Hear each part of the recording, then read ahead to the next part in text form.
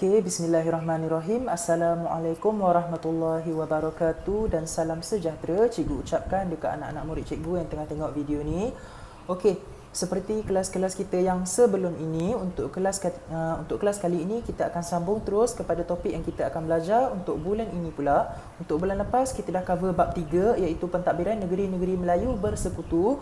Untuk bulan Mei ni pula, okey, bulan 5 kita akan masuk terus kepada bab 4 tingkatan 3, sejarah tingkatan 3 iaitu pentadbiran negeri-negeri Melayu tidak bersekutu. Okey. Okey, tanpa membuang masa, kita terus masuk kepada topik kita hari ini. Okey, untuk bab 4 dalam tingkatan 3 punya sejarah, kita ada 4 subtopik yang akan kita tengok. Okey, yang pertama ialah 4.1 pemerintahan Kesultanan Melayu di Perlis, Kedah, Kelantan, Terengganu dan Johor. Okey, yang kedua kita akan tengok perluasan kuasa British di Perlis, Kedah, Kelantan dan Terengganu. Yang ketiga kita akan tengok perluasan kuasa British di Johor, dan 4.4 ialah sistem pentadbiran negeri-negeri Melayu tidak bersekutu. Okey, kita terus tengok kepada 4.1. Okay, tajuk dia yang ini pemerintahan Kesultanan Melayu di Perlis, Kedah, Kelantan, Terengganu dan juga Johor. Okey, kita tengok pemerintahan Kesultanan Melayu yang pertama dulu iaitu di Perlis. Okey, Kerajaan Perlis. Yang pertama ialah Kerajaan Perlis. Untuk latar belakang Kerajaan Perlis ni, tengok poin yang pertama, pada 1842 Perlis adalah wilayah yang terpisah dengan Kedah. Okey, sebab kalau kita tengok dalam peta Malaysia, kedudukan Kerajaan Perlis dengan Kedah sebelah-sebelah je. Okey. Lepas tu kita tengok yang kedua, pada 1843 Maharaja Siam telah mengiktiraf Said Hussein Jamalul Lail di Bangkok sebagai Raja Perlis yang pertama. Okey. Baginda diberi gelaran Fia Songkram Rama Wicit Wilis Asmara Fia Pelit. Okey, ini gelaran yang diberikan kepada Said Hussein Jamalul Lail ni sebagai Raja Perlis. Gelaran tu diberikan oleh Maharaja Siam lah. Okey. Istiadat pengisytiharan diadakan dekat Rau. Istiadat pengisytiharan ni diadakan untuk memberitahulah, mewar-warkan kepada semua rakyat Perlis yang diorang dah ada raja yang baru iaitu Said Hussein Jamalul Lail ni lah. Okey. Seterusnya kita tengok bahagian sebelah dia iaitu pentadbiran. Okey. Dekat pentadbiran ni kita tengok poin yang pertama, pembentukan pasukan pentadbiran berwibawa oleh baginda terdiri daripada kalangan pembesar tempatan. Okey. Poin yang kedua kita tengok, Tuan Said Abdullah Ibni Said Harun Jamalul Lail dilantik sebagai Raja Muda Perlis. Okey. Yang ketiga, Datuk Arau sebagai Perdana Menteri dengan gelaran Datuk Belat Paduka Seri Perdana Menteri. Okey, Datuk Arau ni dia dilantik sebagai Perdana Menteri dan dia diberikan gelaran itulah. Seterusnya yang terakhir dalam pentadbiran ni kita boleh tengok Perlis dibahagikan kepada 22 buah mukim. Okey. Seterusnya kita tengok perundangan pula dekat Kerajaan Perlis. Kita tengok perundangan dia. Dia berdasarkan Undang-Undang Kesultanan Kedah sebagai rujukan. Okey. Kerajaan Perlis ni dia mengambil Undang-Undang Kesultanan Kedah punya sebagai rujukan untuk dia jadikan sebagai dia punya perundangan juga. Poin yang kedua, menitik beratkan kebajikan rakyat. Perundangan dan kehakiman yang dilaksanakan dalam Kerajaan Perlis ni, diorang memberikan lebih tumpuan kepada kebajikan rakyat. Diorang menitik beratkan keperluan dan kebajikan rakyat. Seterusnya kita tengok hubungan luar pula. Hubungan luar yang Perlis ada, Perlis ni dia meneruskan hubungan baik dengan Siam. Sebab yang macam kita tengok dekat latar belakang tadi, Raja Perlis yang pertama sendiri dilantik, dipilih oleh Maharaja Siam. Okey. So dekat hubungan luar ni kita boleh tengok yang Perlis ni dia meneruskan hubungan baik dia dengan Siam lah. Seterusnya kita tengok hubungan ini menjadi strategi Perlis bagi mengelakkan ancaman dan gangguan dari kuasa luar. Okey. Dia mendapatkan bantuan daripada Siam untuk mempertahankan kedaulatan negeri dia daripada ancaman kuasa luar. Okey, supaya dia tidak dijajah oleh kuasa-kuasa luar. Okey, so itu untuk Kerajaan Perlis. Lepas tu kita beralih pula kepada negeri yang kedua. Negeri yang kedua ialah Kesultanan Kedah. Okey. Okey, ini ialah Kesultanan Kedah. Kita tengok latar belakang dia yang pertama, bermula sejak abad ke-7. Okey, Kesultanan Kedah ni dia dah wujud sejak abad ke-7 lagi. Okey, so dah lama dah. Poin yang kedua, merupakan antara kerajaan terawal dekat negara kita. Okey, Kesultanan Kedah ni dia merupakan salah satu kerajaan yang terawal yang ada dekat negara kita ni. Pertapakan Islam di Kedah sejak abad ke-12 telah memulakan sistem pemerintahan Islam. Kesultanan Kedah dia mula mempraktikkan cara pemerintahan yang Islamik. Poin yang keempat, pusat pemerintahan kerajaan Islam Kedah terletak di Kota Bukit Meriam. Kota Bukit Meriam. Dan poin yang kelima, pemerintah Kedah pertama yang bergelar sultan ialah Sultan Muzaffar Shah. Dekat Kedah ni pemerintah dia yang pertama sekali yang menggunakan gelaran sultan tu, ialah Sultan Muzaffar Shah. Bukan bermaksud dia baru ada raja. Maksudnya sebelum Sultan Muzaffar Shah ni memang dah ada pemerintah, tapi Sultan Muzaffar Shah ni yang pertama sekali menggunakan gelaran sultan tu. Lepas tu kita tengok pula dekat pentadbiran dekat Kesultanan Kedah ni. Poin yang pertama, dia diketuai oleh sultan. Pentadbiran Kesultanan Kedah ni dia diketuai oleh sultan dia, yang atas sekali ialah sultan. Sultan pula dibantu oleh pembesar dan disokong oleh undang-undang yang kemas dan juga teratur. Nanti kita akan tengok dekat negeri-negeri lain juga, kebanyakan negeri-negeri ni dia ada yang atas dia sekali mesti sultan lah ataupun raja lah yang atas sekali. Lepas tu raja atau sultan ni dia akan dibantu oleh pembesar-pembesar. Contoh macam dekat Perlis tadi pun, dia punya raja dia dibantu oleh pembesar tempatan, betul tak? Dekat Kesultanan Kedah pun sama juga. Sultan dibantu oleh pembesar dan disokong oleh undang-undang yang kemas dan juga teratur. Yang ketiga, bagi mewujudkan pentadbiran yang berkesan, wilayah dibahagi dan diletakkan di bawah pengawasan pembesar daerah. Maksudnya, tugas itu dibahagikan kepada pembesar-pembesar daerah ataupun pembesar-pembesar tempatan lah, supaya tugas seorang sultan tu dapat diagih-agihkan dan sultan tu dia punya workload, dia punya jumlah kerja tu tak terlampau banyak. Jadi dia dapat itulah fungsi pembesar-pembesar tempatan ni, supaya dia boleh bantu pemerintahan sultan. Lepas tu kita tengok poin yang keempat, di setiap daerah diwujudkan mukim-mukim yang dikendalikan oleh penghulu pula. Sekarang kita tengok yang dekat atas sekali ada sultan. Dekat bawah sultan dia dibantu oleh pembesar tempatan atau pembesar daerah. Dekat bawah pembesar daerah pula dia ada penghulu-penghulu pula. Maksudnya dekat dalam satu daerah tu ada banyak kampung, betul tak? Dekat dalam setiap kampung akan ada seorang penghulu. Jadi dia macam sistem ni dia saling membantu. Penghulu dia bantu pembesar tempatan, pembesar daerah. Lepas tu pembesar daerah atau pembesar tempatan ni dia membantu sultan pula. Poin yang kelima, pada abad ke-19 terdapat 128 mukim dekat Kedah. Lepas tu kita tengok sebelah dia pula perundangan. Perundangan ni yang pertama, Kanun Undang-Undang Kedah yang pertama ditulis pada tahun 1650. Poin yang kedua, kanun ini memberikan hak kepada golongan raja dan pemerintah. Lepas tu kita tengok poin yang ketiga, terdapat 5 bab Undang-Undang Kedah. Terdapat 5 bab dalam Undang-Undang Kedah ni. Bab yang pertama ialah Undang-Undang 1060 Hijrah. Bab yang kedua ialah Tembera Datuk Seri Paduka Tuan 1075 Hijrah. Yang ketiga, Hukum Kanun Datuk Kota Setar, Adat Bunga Emas. Itu yang ketiga. Bab yang keempat ialah Adat Kebesaran pada masa tebal dan juga orang besar. Bab yang keempat. Bab yang kelima pula ialah Adat Meminang dan juga Undang-Undang 1199 Hijrah. Lepas tu kita tengok pula kepada hubungan luar yang dijalinkan oleh Kedah dengan kuasa-kuasa luar, dengan negeri-negeri lain. Poin yang pertama, Kedah menjalinkan hubungan luar dengan Siam juga sebagai strategi mempertahankan negeri daripada ancaman Burma. Seterusnya kita tengok hubungan dua hala yang wujud melibatkan hubungan diplomatik, pentadbiran dan juga keuangan. Maksudnya hubungan dua hala ni maksudnya Kedah dia dapat bantuan daripada Burma, Burma pun dapat sesuatu daripada Kedah, iaitu hubungan diplomatik dia, pentadbiran dia, daripada segi keuangan dia, diorang boleh membantu antara satu sama lain daripada diorang punya keuangan. Jadi itulah yang kita boleh tengok dekat hubungan luar antara Kedah ni dengan kuasa-kuasa lain. Seterusnya kita tengok pula negeri yang ketiga. Negeri yang ketiga dalam pemerintahan Kesultanan Melayu ni ialah Kesultanan Kelantan. Dekat Kesultanan Kelantan ni kita tengok yang pertama iaitu latar belakang dia. Untuk latar belakang Kesultanan Kelantan ni kita tengok yang pertama, Kesultanan Kelantan ni dia telah wujud sebelum abad ke-17 lagi. Dah wujud lama. Lepas tu kita tengok poin yang kedua, dari tahun 1776 hingga 1794 Long Yunus berjaya menyatukan kerajaan Kelantan ni.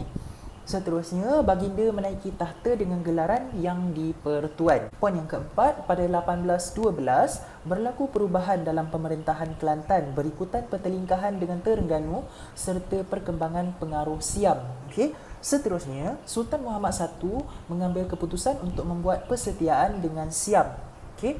Seterusnya kita tengok Maharaja Siam telah mengurniakan gelaran Fia Pipit Pakdi kepada Sultan Muhammad I. Siam juga meluaskan pengaruhnya ke Kelantan sehingga tahun 1909. Okey. Jadi ini ialah latar belakang Kesultanan Kelantan. Kisah di sebalik macam mana terbentuknya Kesultanan Kelantan yang kukuh, yang bagus, yang kuat. Okey. Seterusnya, kita tengok pula kepada pentadbiran. Okey, cara bentuk pentadbiran yang digunakan oleh Kesultanan Kelantan ni. Kita tengok poin yang pertama. Sultan Muhammad II yang memerintah daripada tahun 1839 hingga 1886 telah membentuk sistem jemaah menteri. Okey, ingat nama-nama yang cikgu highlight ni kena ingat sistem jemaah menteri. Okey, macam biasa juga dalam setiap pentadbiran dekat negeri-negeri sebelum ni, dekat Kesultanan Kelantan pun sultan dia dibantu oleh pembesar juga. Okey, sultan dibantu oleh pembesar. Poin yang ketiga, dalam pentadbiran wilayah, Kelantan dibahagikan kepada jajahan. Okey. Seterusnya kita tengok pada 1904 terdapat 3 jajahan iaitu Selatan Batu Mekebang, Pasir Putih dan juga Pasir Mas. Yang terakhir sekali dalam pentadbiran Kesultanan Kelantan ni, di peringkat paling bawah sekali, pentadbiran dijalankan oleh Tok Kueng yang dibantu oleh imam. Okey. Seterusnya kita tengok pula perundangan yang digunakan dekat Kesultanan Kelantan ni, dalam negeri Kelantan ni. Semasa pemerintahan Sultan Muhammad II, okey, undang-undang syarak telah dilaksanakan yang membolehkan Kelantan berkembang sebagai pusat perdagangan yang aman dan juga makmur. Okey. Okey, lepas tu kita tengok kepada hubungan luar yang dijalinkan oleh Kesultanan Kelantan ni. Yang pertama, kita tengok poin yang pertama. Semasa pemerintahan Sultan Muhammad I, Kelantan menjalinkan hubungan dengan kerajaan Siam. Okey. Sultan Muhammad I ni ialah Sultan Kelantan yang pertamalah sebelum Sultan Muhammad II. Okey, Sultan Muhammad I ni dia telah menjalinkan hubungan dengan kerajaan Siam juga, macam Perlis dekat Kedah dengan Kedah tadi, sama juga dengan Siam. Poin yang kedua, Kelantan juga menjalinkan hubungan dengan Terengganu, Kedah, Patani dan negeri-negeri Melayu yang lain. Okey. Seterusnya kita tengok kepada negeri yang keempat. Negeri yang keempat ini ialah Kesultanan Terengganu. Okey, untuk Kesultanan Terengganu ni kita tengok dulu latar belakang dia macam biasa. Okey, untuk poin yang pertama, Kesultanan Terengganu ni dah diasaskan oleh Sultan Zainal Abidin I. Baginda menaiki tahta daripada tahun 1708 hingga 1733. Okey. Poin yang ketiga, sistem pemerintahan kesultanan telah membawa kemajuan negeri di samping memelihara kedaulatan kerajaan. Lepas diorang menggunakan sistem kesultanan ni, pemerintahan yang bersultan ni, dia telah membawa kemajuan kepada negeri Terengganu. Okey. Poin yang terakhir dalam latar belakang ni, sistem kesultanan menyebabkan Terengganu menjadi negeri Melayu yang terakhir sekali menerima penasihat British. Macam yang kita tahu, British ni dia berusaha menempatkan kuasa-kuasa dia dekat negeri-negeri Melayu ni untuk mengaut keuntungan, untuk memberikan kepentingan kepada dia sahaja. Jadi disebabkan sistem kesultanan yang diamalkan ni, sistem kesultanan ni menyebabkan Terengganu ni menjadi negeri yang terakhir sekali yang menerima penasihat daripada British. Lepas tu kita tengok pula kepada pentadbiran Kesultanan Terengganu. Poin yang pertama dalam pentadbiran Kesultanan Terengganu ni, sultannya dibantu oleh pembesar juga. Macam biasa, macam tadi juga, sultan dia dibantu oleh pembesar. Poin yang kedua, pembesar sebagai penasihat baginda dan membantu dalam urusan pentadbiran wilayah dan juga daerah. Ini macam yang kita tengok dekat Kedah tadi, okey. Dia membantu sultan dalam mentadbir kawasan wilayah dan juga daerah. Okey. Seterusnya, pada zaman pemerintahan Sultan Omar yang memerintah daripada tahun 1839 hingga 1876, sistem penghulu telah diperkemaskan. Penghulu ni maksudnya dekat setiap mukim, dekat setiap wilayah, dekat setiap daerah tu, dekat setiap kampung tu ada penghulu lah. Okey. Pemerintahan Sultan Zainal Abidin III dibantu oleh Tengku Musa, Tengku Hakim dan juga Cik Abdul Rahim. Okey. Seterusnya kita tengok pembesar bergelar Datuk Mata-Mata ditugaskan untuk menyambut kedatangan pelawat ataupun orang kenamaan Terengganu. Poin yang keenam, sistem jemaah mesyuarat kerajaan dibentuk untuk memutuskan sesuatu hukuman atau pengisytiharan negeri. Sistem jemaah mesyuarat kerajaan. Okey, dia digunakan untuk membincangkan, membuat keputusan mengenai sesuatu hukuman untuk dikenakan kepada pesalah. Okey, kalau ada orang buat salah, dia orang akan bincanglah untuk memutuskan apa hukuman yang sesuai. Lepas tu dia juga digunakan untuk pengisytiharan negeri. Yang terakhir dalam pentadbiran Kesultanan Terengganu ni ialah ahlinya dikenali sebagai ahli mesyuarat. Kena ingat gelaran-gelaran semua ni, gelaran dia, apa peranan dia orang, apa nama-nama dia orang. Okey. Okey, yang cikgu dah bold ni semua kena ingatlah. Seterusnya kita pergi kepada Perundangan Kesultanan Terengganu. Okey, poin yang pertama, perundangan dan kehakiman dia berlandaskan keadilan Islam. Okey.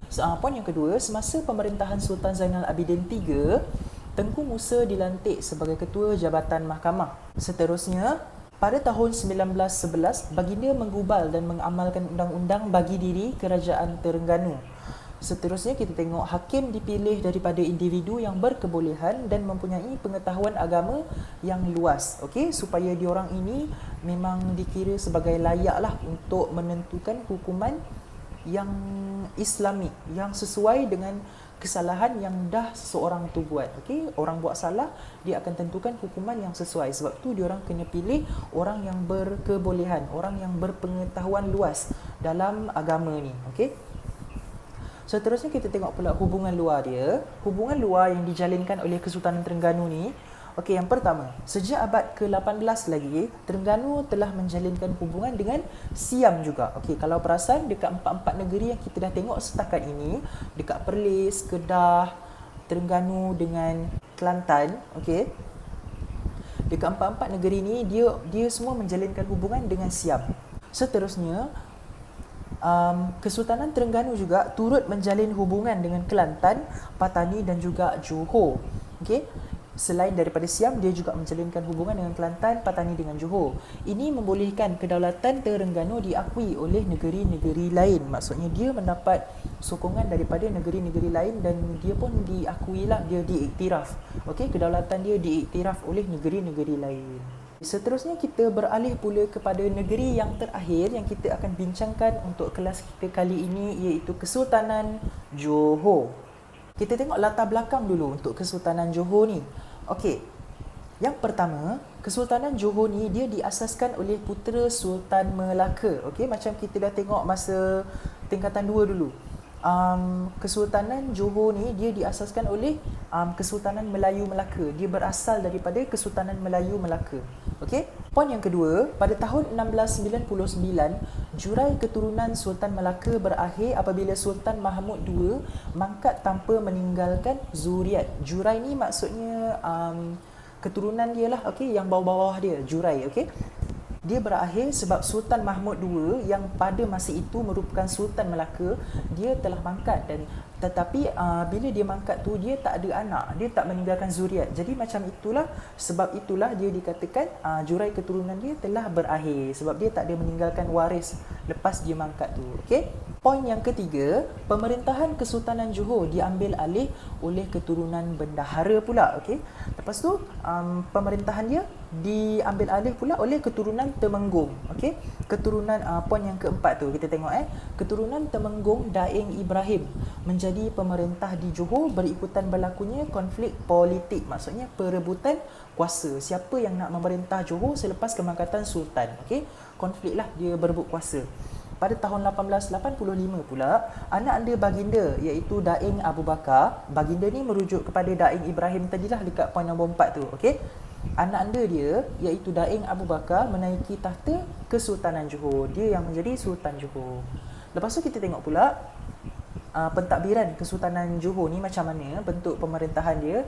Poin yang pertama, Johor mengalami pemodenan semasa pemerintahan Maharaja Abu Bakar. Baginda berjaya mengasaskan sistem pentadbiran moden yang cekap serta berkesan. Dia menggunakan sistem pemerintahan yang majulah, okey, yang membangun, bukan menggunakan sistem pentadbiran yang dah lama.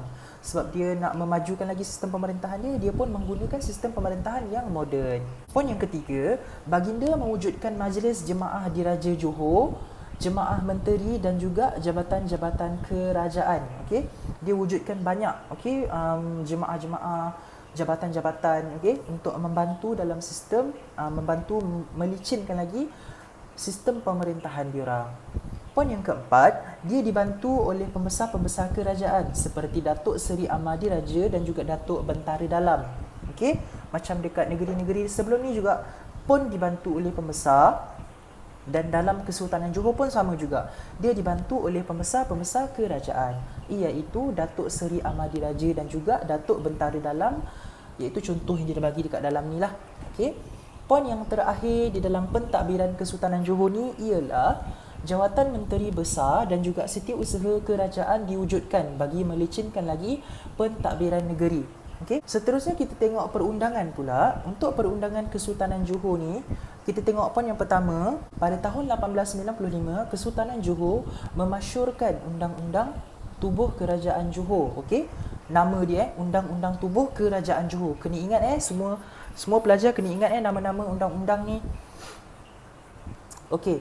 Poin yang kedua, undang-undang tersebut digunakan sebagai aturan dalam pemerintahan negeri Johor untuk melancarkan lagi sistem pemerintahan diorang supaya diorang boleh mengenakan hukuman yang sesuai mengikut kesalahan-kesalahan yang telah dilakukan oleh pesalah. Sebab itu diorang ada sistem perundangan macam dekat semua-semua negeri lah.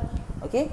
Seterusnya kita tengok pula hubungan luar yang dijalinkan oleh negeri Johor ni dengan negara-negara lain, negeri-negeri lain. Poin yang pertama, Maharaja Abu Bakar dia menjalinkan hubungan dengan negeri-negeri Melayu yang lain seperti Terengganu, Perak, Pahang dan juga Selangor.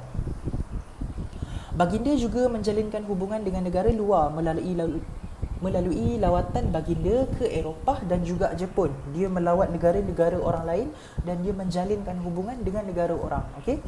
Poin yang terakhir di dalam hubungan luar Johor ni ialah ini membuatkan kekuatan dan kedaulatan Johor diiktiraf oleh kuasa-kuasa luar. Okey, disebabkan dia mendapatkan bantuan daripada dia menjalin hubungan dengan negara-negara luar seperti Eropah dengan Jepun. Dia menjalinkan juga hubungan dengan negeri-negeri dekat dalam tanah Melayu sendiri seperti Perak, Terengganu, Pahang dengan Selangor. Okay. Jadi cikgu rasa sampai situ sahaja dulu untuk kelas kita kali ini. Untuk kelas kali ini, latihan yang cikgu nak pelajar semua buat ialah pelajar boleh refer kepada modul yang ini. Untuk modul yang ini, pelajar boleh tengok kepada muka surat. Terus buka kepada muka surat 5. Kalau pelajar nak baca dulu nota-nota yang dah disediakan daripada muka surat 1 sampai 4 tak ada masalah. Daripada muka surat 1 ni, muka surat 1 ni sampai muka surat 4 ni, ini merupakan nota-nota yang terdapat di dalam bab 4 lah. Nota-nota ringkas je. Ini kira macam poin-poin penting yang dia highlightkan sahaja. Kalau nak lebih detail, nak lebih faham, cikgu galakkan pelajar untuk refer kepada buku teks lah. Sebab sejarah merupakan subjek yang korang kena baca. Cikgu ajar macam mana sampai berbuih mulut sekali macam mana pun, kalau pelajar tak baca tak boleh juga. Sebab sejarah merupakan subjek yang korang kena baca sendiri. Untuk latihan kali ni, cikgu nak pelajar semua buka kepada muka surat 5 ni. Pada muka surat 5 ni, selesaikan semua soalan yang dia dah bagi dekat sini. Untuk muka surat 5 ni sahaja. Ini je latihan untuk kelas kali ini. So itu sahaja untuk kelas kita kali ini. InsyaAllah jumpa lagi untuk kelas akan datang. Kalau ada apa-apa soalan yang tak faham mengenai kelas online kita kali ini, boleh ditanyakan dekat grup WhatsApp yang dah disediakan.